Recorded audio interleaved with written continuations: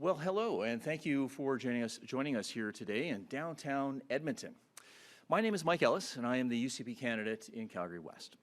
I'm joined here today by our UCP leader, Danielle Smith, as well as a number of candidates, Syed Ahmed, Dr. Terry Ivanka, Melissa Crane, Richard Wong, Miad El Zain, Miles Berry, Ali Haymor, Luke Savanto, and Slava Kravisenko. I hope I got that pronunciation correct, and I apologize if I didn't. We're also honored to be joined by our incredible advocate here in downtown Edmonton, Holly Ma, who's here to my left, past president of the Chinatown BIA. Today we are here to talk about an important topic that is top of mind for many Albertans, from those right here in the downtown core to families in remote rural communities right across this province. Public safety and taking meaningful action to address social disorder. As the Minister of Public Safety and Emergency Services, I have had the incredible opportunity to engage with Albertans from all walks of life. I've had the opportunity to listen to their concerns and share the strong and effective action that the UCP government has taken to tackle issues like organized crime, violent offenders, and supporting our law enforcement. And as I have traveled across the province, diverse Alberta communities have shared our stance when it comes to proposed policies from the left that enable criminals to terrorize our neighborhoods. And quite frankly, ladies and gentlemen, enough is enough. We have seen that these soft on crime activists are quick to tell Albertans that they have to make a choice between compassion and addressing public safety. But folks, as I have told those I've engaged with as the public safety minister, from Edmonton's Chinatown to families down in Lethbridge, you do not have to choose one over the other. With our UCP's comprehensive public safety plan, we can do both. We can support our most vulnerable, we can support our most vulnerable communities, and we can also be tough on crime. For more on the UCP's plan for public safety, I'm now going to pass it on to our leader, Danielle Smith. Thank you.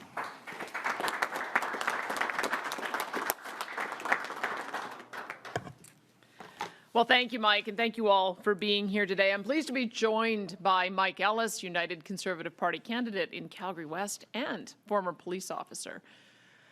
Almost every day, Albertans wake up to news that someone in their city or community has been attacked, or even worse. Just yesterday, Edmonton Police Chief Dale McPhee spoke about the horrific murder of a mother and her 11-year-old child in broad daylight. Chief McPhee expressed great frustration that the accused was well known to police, having a history dating back to 2009 that included multiple charges. Victims of crime are people's daughters, sons, parents, friends, and loved ones. And most often, the perpetrators of these crimes have been released on bail, some multiple times. In Edmonton in the last 2 years, 26 homicides were committed by criminals out on bail. And in Calgary, 23 of the 45 people charged with homicide in 2021, 2022, and 2023 so far were out on bail. 7 of those were bound by firearms prohibitions. The Liberal NDP soft on crime approach is costing lives, and Albertans and all Canadians deserve better. The United Conservative Party stands with our provincial partners, demanding the federal government end the system of catch and release, plaguing our communities, and reform our bail system. Voices in Alberta and Canada are growing stronger. Momentum for change is building. And I'm here to tell you, enough is enough. We will not wait on the federal government. We will take action to ensure Albertans feel safe again, and we will do whatever it takes to ensure they do. So today, I'm announcing the United Conservative Party's Safe Streets Action Plan, a comprehensive set of measures to restore safety to Alberta's cities, communities, and public transit. This plan will crack down on criminals with ankle bracelet monitoring of dangerous offenders out on bail and deploying sheriffs to monitor them. It'll mean 100 more patrol officers on the streets, brand new anti-fentanyl and anti-gun tracking teams, as well as more funding for internet child exploitation and gang suppression units. It will also make it easier for mums and dads to know the whereabouts of violent and sexual offenders and make investments in women's shelters and sexual assault counseling. The Safe Streets Action Plan will build on some of the United Conservative government's successes in keeping our streets and communities safe. In early February, we deployed the Alberta Sheriffs to Edmonton and Calgary to work alongside the Edmonton and Calgary Police Services to respond to crime and social disorder. In the first weeks of the pilot programs in Alberta's major cities, more than 4,500 outstanding arrest warrants were executed and close to 400 charges were laid. That's why a re-elected UCP government will extend the pilot projects to the end of the year and beyond that if necessary. Having more boots on the ground patrolling our streets and communities is working, and we know that more boots on the ground are needed to continue protecting Albertans, which is why our United Conservatives will keep our commitment to add 100 more officers to help Edmonton and Calgary address chronic and worsening crime, particularly in downtowns and on transit. Their sole duty will be to patrol streets to ensure people are protected. And we know Alberta sheriffs have the skills and ability to further help in the protection of Alberta families and the safety of Alberta streets. And that's why, in addition to extending the pilot project, we'll expand the use of Alberta sheriffs in the 24/7 bail monitoring process for higher risk offenders released on bail. With the assistance of the Alberta sheriffs, we will ensure that criminals out on bail when they shouldn't be have more eyes on them. There is no free pass in Alberta. And to better monitor violent or sexual offenders out on bail, a re-elected UCP government will provide ankle bracelets. A re-elected United Conservative government would establish specialized sheriff-led anti-fentanyl and anti-gun trafficking units to target illegal supplies coming across the U.S. border. Fentanyl is a scourge on our families and our communities. Alberta has a world-leading approach to addictions and mental health, and the United Conservative Party is here for any Albertan trapped in a deadly and destructive spiral so that they can heal and reach their full potential. But we need to be able to stop drugs before they reach Alberta's streets, and that's why these units are so crucial. Specialized teams have the ability to focus on a single priority instead of being pulled in multiple directions. And that's why United Conservatives are also committed to increased funding for specialized gang suppression units through the Alberta Law Enforcement Response Teams, or ALERT. Because gang violence isn't just a threat to individuals, it's a threat to our communities and to our children. As part of this increased funding, the UCP will look to create a provincial cybercrime unit, a provincial DNA lab, and help ALERT increase its monitoring of expensive catalytic converter thefts, which is increasingly used to fund gang activity. And will provide additional funding to ALERT's Internet Child Exploitation Team to ensure fewer children are victimized and offenders are brought to justice. Albertans should be able to walk downtown and walk in their communities without having to look over their shoulders. This is non-negotiable. And we have a right to take public transit without fear of crime and open-air drug use. We will address gang violence, expand access to mental health and addiction treatments, and keep violent and sexual offenders off our streets. We are putting criminals on notice that Albertans will no longer tolerate being harassed and frightened or victimized. We will do whatever it takes for Albertans to feel safe on their streets, in their homes, in their communities, and riding public transit, period. And the United Conservative Party's Safe Streets Action Plan will do just that. Thank you, and I'd now like to invite Holly Ma of the Chinatown and Area Business Improvement Association to say a few words.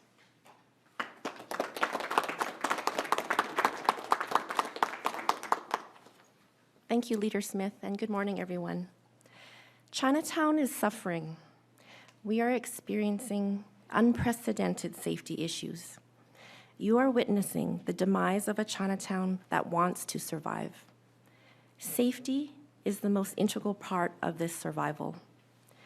We have started to see the positive effects of the Healthy Streets Operations Center, but recognize that boots on the ground are spread too thin. Our seniors are afraid to come down to buy groceries. Our parents are reluctant to bring the children down for Chinese school. Our businesses keep their doors locked during operating hours. Our community has experienced the random murders of our shopkeepers. Entire businesses have been destroyed by arson. Broken windows and damages in the millions. Building after building leveled by arson. Through the city, we have incidents on our public transportation. Last week, the random murders of an innocent mother and child. This all must stop. I'm here because I love my community, and we want to see the suffering on our streets come to an end. We need help. We need action. Thank you. And thank you. And Mike Ellis will take the podium again. Thank you.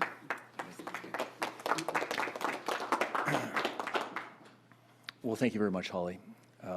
As many of you know, prior to being in politics, I spent over 10 years as a police officer on the streets of Calgary.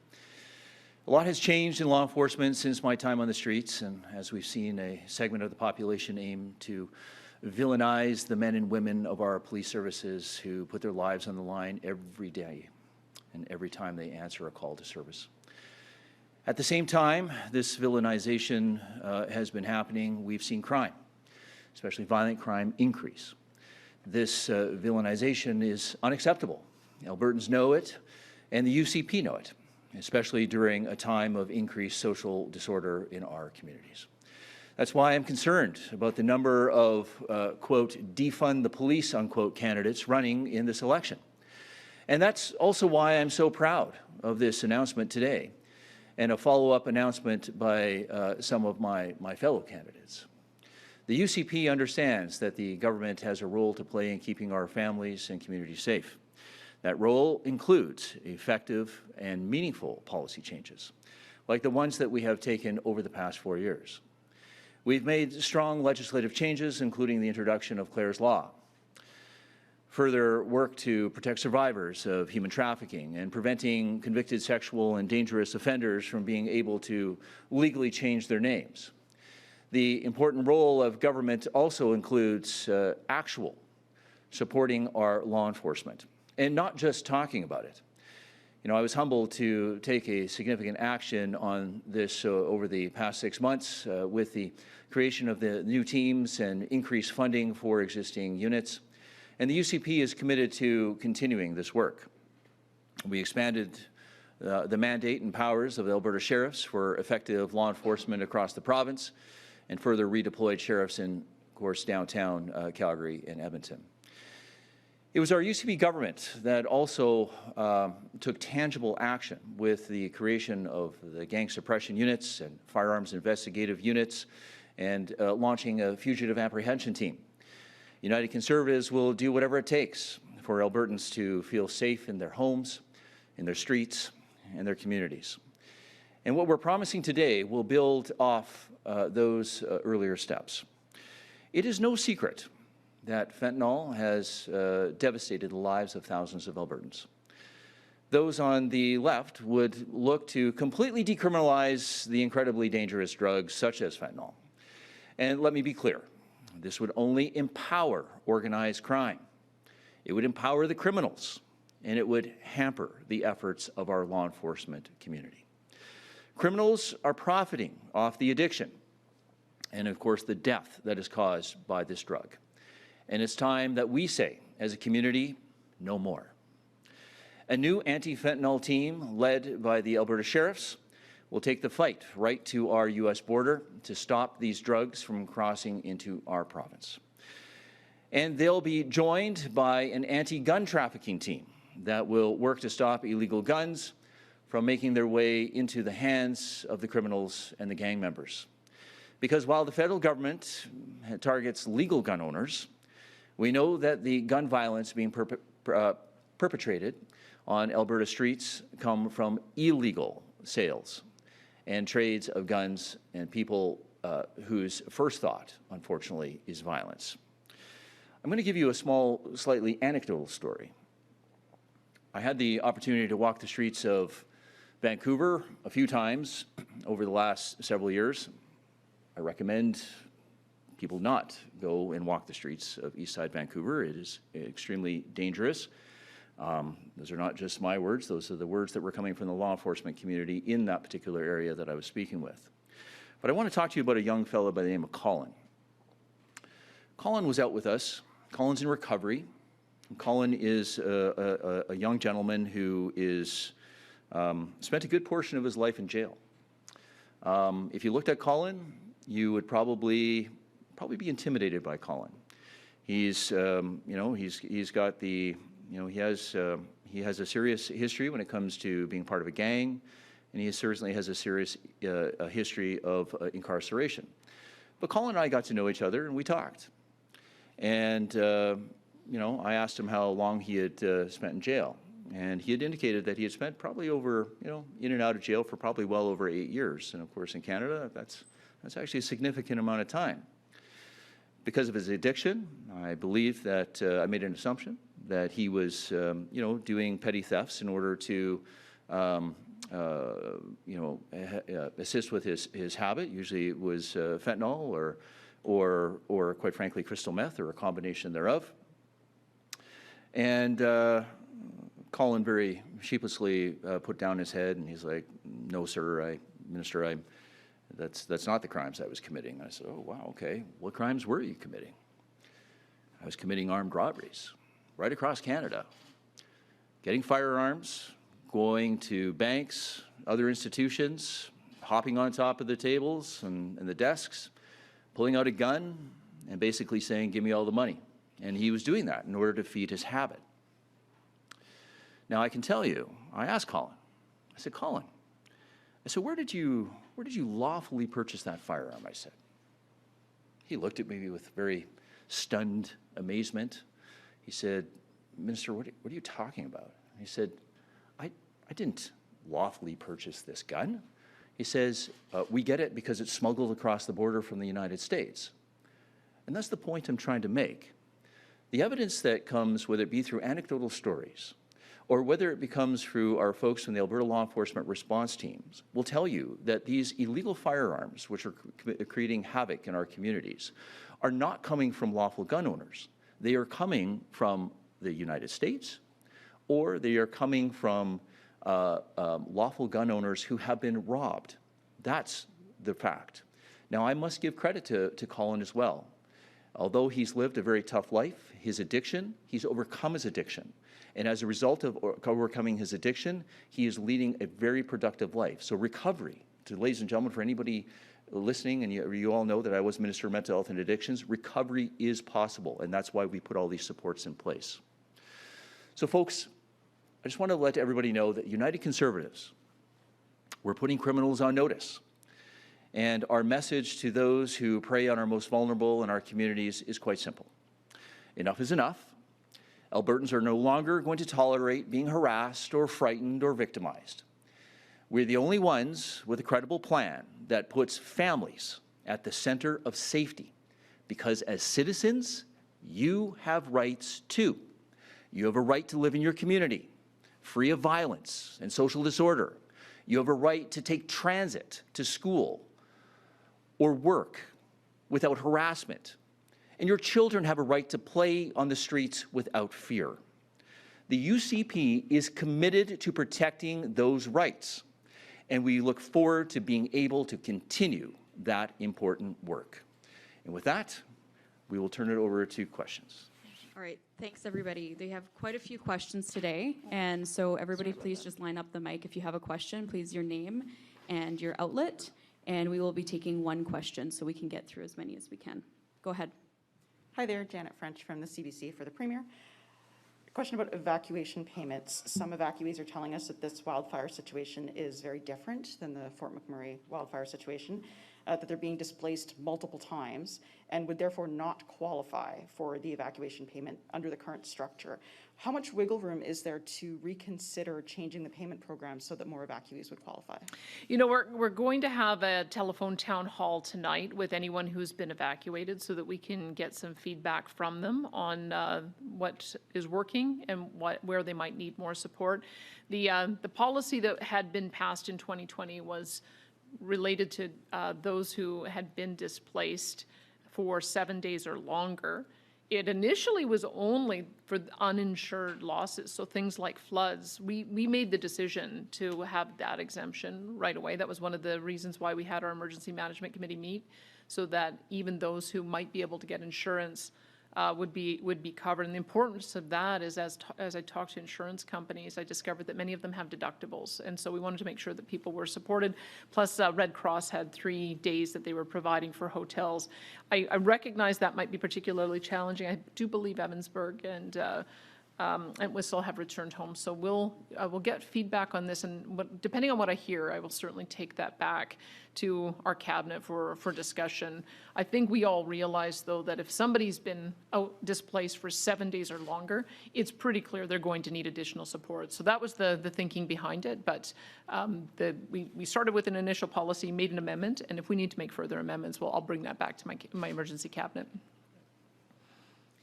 Joëlle Bouchard from Radio-Canada. My question is about military help from the federal to help fight wildfires in Alberta. Do you know when that help will be coming? And in your opinion, is it coming fast enough? I would say that the federal interagency support has been there from day one. My Forestry, Parks and Tourism Minister, Todd Lowen, said that May 1st is when we first made contact and requests of the Canadian Interagency Forest Fire Centre. That has been in operation. When I spoke with the Prime Minister, he said it's been in operation since 1982. And as we continue to have more of these events, it becomes faster and more integrated. It's part of the reason we already have teams arriving from Ontario, Quebec, British Columbia. Part of the reason we already have calls out for 1,100 more firefighters, including internationally. So I want people to understand that that mechanism of federal, provincial cooperation already exists, already been activated, and we're already getting a ton of help. The additional resources was whether we could ask the Canadian Armed Forces, who are stationed here, if there was internal firefighting capacity. We'd been given differing information on that. When I met with the head of PPCLI yesterday, when Brigadier General Graham introduced me to him, he said that they do have 300 individuals who are within that unit that are trained in firefighting. They were meeting at 9:30 this morning to talk about how they would be able to integrate them into the response. There is just so many little hot spots that need to be extinguished, and so I had asked our forestry minister to give us an update on how that's going to go tomorrow. But I can tell you, after I made the call with the Prime Minister, military was on site for our briefing yesterday, and they're already talking about integration as of 9:30 this morning, so that's pretty fast. Arthur Green, Western Standard. My question is for the Premier. I was told that the Edmonton Council is putting out their safety plan today for safe streets as well. We talk about left wing, we talk about right wing.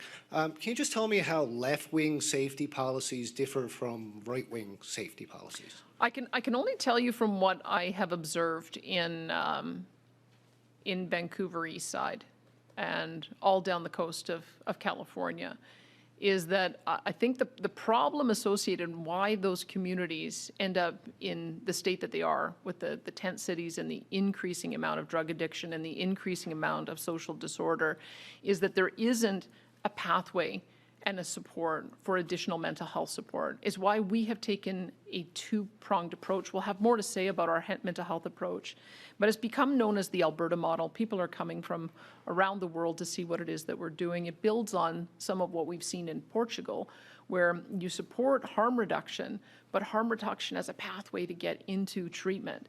It's why we, when Rachel Notley was Premier, she had a $40 per day charge on mental health beds. We immediately removed that service fee, that user fee, so that we had free access to publicly funded treatment beds. We increased our amount of treatment beds. We now have the capability to treat 29,000 people per year.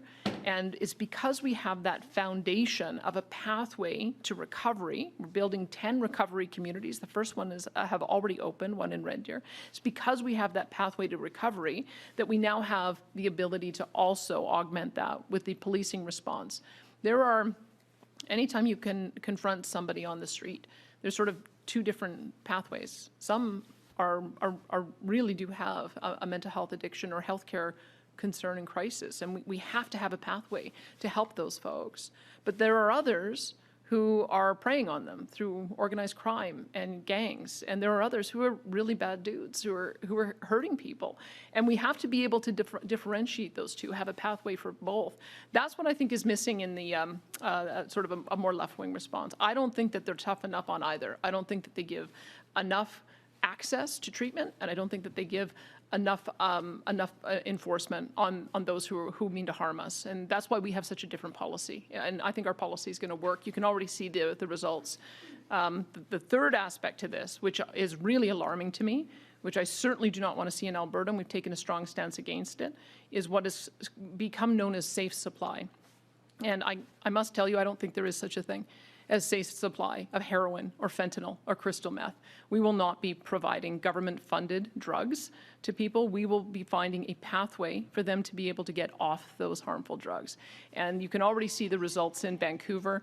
They took the safe supply approach about 2 months ago, and they are now getting, the last story I saw on this, 45 calls a day of people who are overdosing.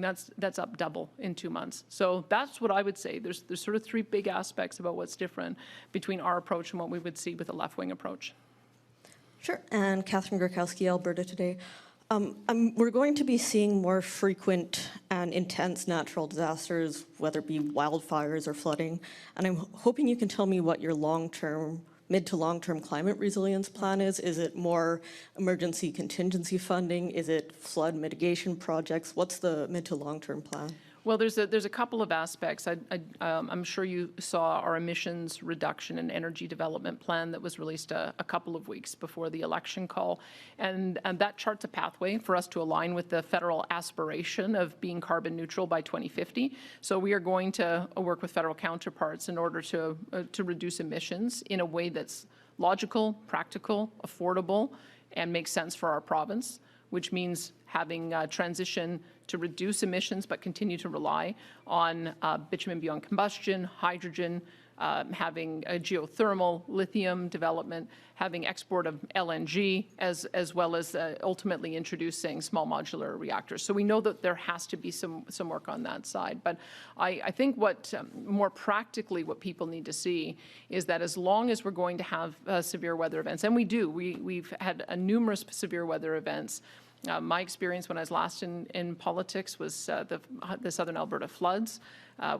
Prior to that had been the Slave Lake fire. We saw the Fort McMurray fires not too long ago, and now we're experiencing this again. And just to put this into context, because I toured the Emergency Management Agency yesterday, and talked to one of the experts who are monitoring the forest fires. Is, well, how does this compare to a typical year? In a typical year, he said, maybe you'd have 30,000 hectares burned. And we've already had 390,000 hectares burned. So it's already 10 times the typical fire year, and we're really just getting started. So it's an extraordinary, unprecedented event, which is I think what we have to be prepared for in future. So we have a number of programs for doing fire smarting of communities. I know that back in 2005, George Greneville did a flood report where he identified communities that were at risk. And I think that what we're going to have to see is more coordination, and I hope that comes out of this coordinated province-wide report or response that we have right now, of helping to assist our municipalities and ensuring that they have all of the measures that they can take in place in order to have avoidance so that we don't have these kinds of instances. But I think we will always have to be a lot more nimble, as we've had in this case, to making sure that the province steps in with their resources as soon as a fire gets out of hand. For small municipalities, it can exhaust their resources very quickly. And so I'm just so pleased to see the level of coordination that we have. But I think we have to go back and realize that we may not be able to stop these kind of severe weather events, and we have to do a lot more to protect communities so everybody feels safe. Hi, Audrey Neveu, Radio-Canada. The Canadian Press reported this morning that some former firefighters report that your government's eliminating of the Rappel firefighting program is making it harder to fight fires right now because they can't be stopped early on. So how much of this current emergency give you pause to reconsider restarting this program? Look, we're going to have to make sure, as I said, having a 10 times worse fire event from what we've ever seen historically is obviously going to have to make us analyze what it is that we need to have for baseline support, especially since we have the interagency forest fire center that allows for us to provide additional support to other provinces and internationally. So I've already raised that with the civil service, that let's make sure that we do an assessment so that we know what our base level should be, make sure that we can handle a typical fire year, and do that assessment. I know that because this was extraordinary, it's pretty difficult to be able to manage this without the interagency help. It just, I don't know that would be a reasonable expectation that we'd be able to manage this all on our own, which is why I'm grateful that we've been working so hard for so many years on developing that interagency support. So to give you some idea, we have over 700 firefighters, and we've made a request to have 1,100 come in from other parts of the country, and we're continuing to make requests. We've identified 300 additional firefighters that are trained up through the Canadian military that are, as I said, are being talked to now to see if we can recruit them in. And yesterday we did a call as well to ask if individuals who had firefighting experience in the private sector and would be willing to be embedded with our teams, just to email us so that we would be able to see if we could also integrate them. So at this moment, it's all hands on deck, and we'll have to do the assessment in future years about how we make sure that we have everything that we need to manage a typical fire year. Hello, Danielle. It's Duncan Kinney from the Progress Report. Oh, you all right? Haven't had a chance to chat with you since your radio show days, so good to catch up. Hi, Duncan. Yeah, so this could be a Mike Ellis answer, it could be your answer, but I've got a Freedom of Information request that shows that just as visits to supervised consumption sites were dropping like a stone due to COVID, that calls for service to EMS for drug poisonings were spiking. UCP government didn't release this information. I had to get it through a FOIP. And then the UCP government then shut down supervised consumption sites anyway, knowing this information of what was happening to the EMS system. Do you think your chief of staff, perhaps Mike Ellis, do you think you owe paramedics an apology for doing what you did to the supervised consumption sites and knowing what it would do to the EMS system, as well as to the workload of paramedics? I already hear Mike Ellis saying no behind me, so I know he wants to jump in and answer your question, so I'll let him do that, Duncan. Duncan, we have the same amount of supervised consumption sites as when we took government in 2019. We're looking at opening up more supervised consumption sites in the Edmonton area, and that work is continuing to be ongoing. So, look, I mean, as I've said before, you know, this fentanyl overdose is a very, very complex problem. There is no one single silver bullet solution to this problem. You know, there's some people that want to believe that the only answer is supervised consumption sites. And as I've said before, and I'm pretty sure you have been in the room, is that it is part of the continuum of care. It is just not the answer to a very, very complex problem. Yeah. Paramedics. Questions about paramedics. Sorry, just ask the question again about paramedics. Do you feel you owe anything to the paramedics for what you did to their workload, for increasing what you did to the EMS system and how you increased it? Okay, well, I would say this, that the issue of this fentanyl crisis is worse than I've ever seen. We've got stats going all the way back to prior when fentanyl entered the picture, and the level of overdoses have not returned to what they were before. And that's why I think fentanyl, that's why I say I don't think there's such thing as a safe supply. It's very, very serious. When it comes to paramedics, I feel very proud of what we have done in the last 4 months to improve support for our paramedics. We've ended the system where they were waiting 15 to 20 ambulances deep at all of our major acute care facilities. We have a drop and go system. We have got nurses on site to receive patients. And at any given time, we have 10 to 15 trained ambulance units ready to respond in Calgary and Edmonton. We have effectively ended the EMS code reds, EMS red alerts. We almost always have ambulances available, and these have been the remarkable changes that have happened since Dr. John Cowell became the official administrator. I would encourage you, Duncan, to go and ask some paramedics about what the current state of the EMS system is, because it is one of the biggest success stories and one of the biggest reasons why I feel so proud that we made a different approach on Alberta Health Services and put Dr. John Cowell in there. Okay, let's go to Lisa, and then I have to hit the phone lines. Thank you. Hi, it's Lisa Johnson from the Edmonton Journal. I have some questions just about the specifics of this announcement. Yeah.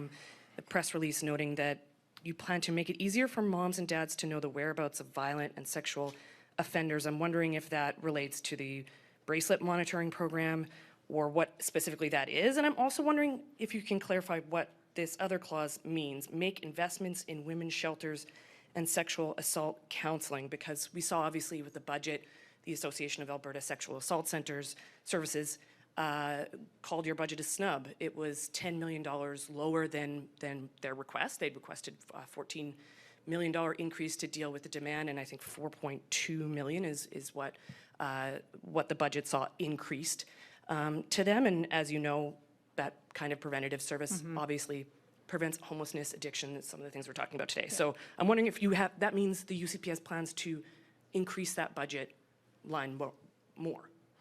Correct. So the $4.2 million increase, we did end up giving that to other services. The particular agency that you were talking about, we had told them that we stood by on the ready to be able to write the check to them, but they declined it. And so we did find other ways to be able to support the sexual assault center community, and we'll continue to find ways to work with those different communities in order to support that.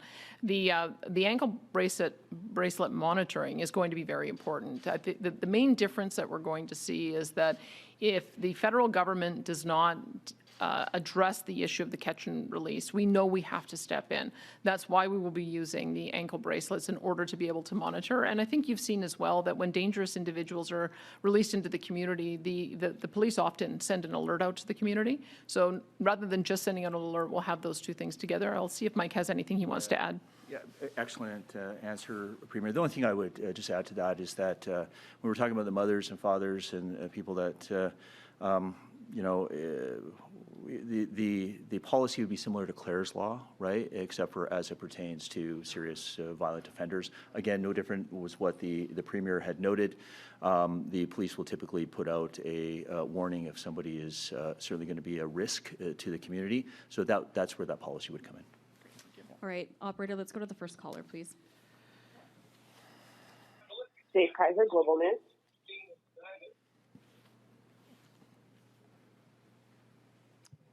Good morning. Sorry about that. I was just trying to unmute there. My question for the UCP leader, Ms. Smith. I've seen numerous recordings now from Take Back Alberta gatherings making claims that they put you in that premier's chair and they have people in your office to ensure decisions which they approve of are made.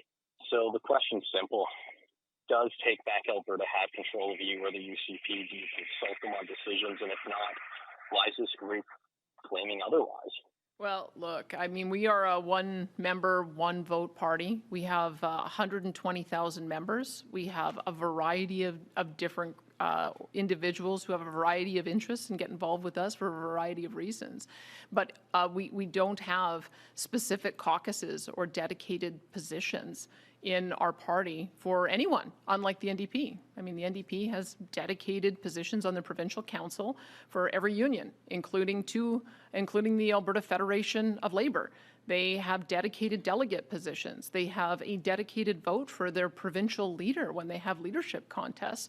And the membership in the NDP means that the Alberta NDP is the provincial wing of the federal NDP. And so I guess I would say that when you look at the two-party structures, one member, one vote in our case, versus the embedded structure of the federal NDP and the unions in the NDP, I would think that Ms. Notley has more to answer for on that. Operator, next caller, please. Jason Herring, Calgary Herald. Hi, for the Premier. Shortly after you were elected UCP leader, the UCP board disqualified Livingstone, the cloud candidate Nadine Wellwood, who had made some social media posts comparing public health measures to oppressive Nazi Germany policies, and we've now heard comments that you made in 2021, where you compare Albertans who took COVID-19 vaccine supporters of Adolf Hitler. So I'm wondering, is the standard set with your party's handling of Nadine Wellwood one which should apply to yourself, and if not, why? Look, COVID was a really difficult and frustrating time for everyone, including me. And I don't think that there is a single one of us that wasn't deeply impacted in some way. Sometimes I let my frustrations get to me during that time. I clearly shouldn't have. But when I got elected, I vowed to put those dark days behind all of us. It's part of the reason why a few weeks ago, when I went to a Red Deer prayer breakfast, one of the things they asked when they were saying that, what do you want us to pray for? I said, you know what, let's just pray for every Albertan, that each of us can get over the trauma of the last 3 years in our own way. Every single Albertan was hurt over that period of time. And it's why I vowed when I got elected that we were going to put it in the past, that we were going to look forward, that we were going to make sure that this was a place where everybody from every walk of life felt valued and respected and optimistic about the future. And that is what I'm going to continue to do. All right, operator, let's go to our last caller. Narem Issa, CTV. Hi there. This is just in regards to the evacuated sports. This for Fox Lake. They were evacuated by the First Nation and not the province. Are they eligible for support, and do they go about it in the same way? Yes, they are eligible for supports. We have always, whenever we've had one of these payment programs, made sure that First Nations communities were included in it, and I did indicate to the Prime Minister that that was the case as well. There is a little bit of a complication in First Nations communities and our Métis settlements in that I've been told by our Indigenous Affairs Minister, Rick Wilson, that there are some individuals who don't have bank accounts. And so the way in which we normally would do these kinds of transfers is a very simple sign-up system, and then we would do an e-transfer.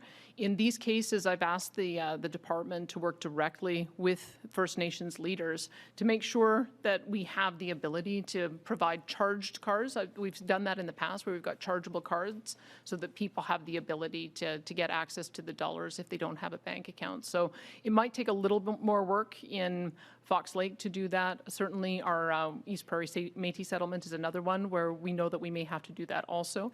It's why we've got a two-pronged approach. One will be through signing up online, getting the bank account information, and getting the deposits directly.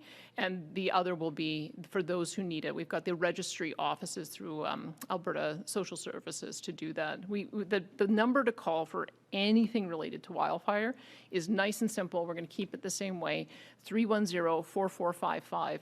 And anyone who needs assistance with evacuation payments can call that number and be able to get some support. Minister Ellis, our public safety minister, made that line available as of 8 o'clock last night, 24 hours. And so we're going to continue to provide that support across the board. As I mentioned, we're also going to have a town hall this evening. And continue with town halls for evacuees so that all of this information becomes available to everybody and that they don't have to work unreasonably hard to try to find the information. We want to make it as easy as possible for people. Thanks, everybody. Is that it? Okay.